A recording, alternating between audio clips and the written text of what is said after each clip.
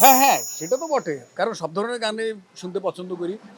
বাচ্চু ভাই জেমস ভাই আসে কেন আমাদের আনন্দ ফুর্তি হাসি কান্না আনন্দ বেদনা সব কিছুর ভেতরে ছ্যাঁকা খাওয়া ভালোবাসা সব কিছুর ভেতরে না বাচ্চু ভাই জেমস ভাই আসলে ঢুকে গেছে সময়ের জন্য আর কি।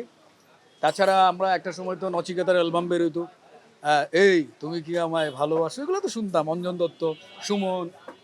তারপর ধরেন যে আহ, সবচেয়ে আমার যে খুব প্রিয় একজন শিল্পী সে হচ্ছে কিশোর কুমার।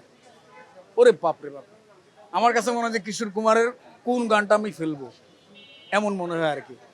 যেখানে প্রদীপ ছিল সেখানে আধার, নয়নের জল হয়ে, আমি তার মতো পারবো না। ফিরে এলো সে আমার, কোনো কথা নেই আজ আকাশের গায়, আলো আর আলো এসে আলু। আর ভাই লোকজন তাকায় রয়েছে, সব আসতেছে। যাই হোক, খুবই ভালো লাগে আমার কিশোর কুমার। এবং কিশোর কুমারের আমি অটোবায়োগ্রাফি পড়ছি, তো কিশোর কুমারের যে জীবনী ওটা পড়ছি। এবং কিশোর কুমার অভিনেতা ছিলেন, গায়ক ছিলেন, ডিরেক্টর ছিলেন, আবার শেষ দিকে মুসলমান হয়ে গেছে। নানান বৈচিত্র্যময় তার জীবন।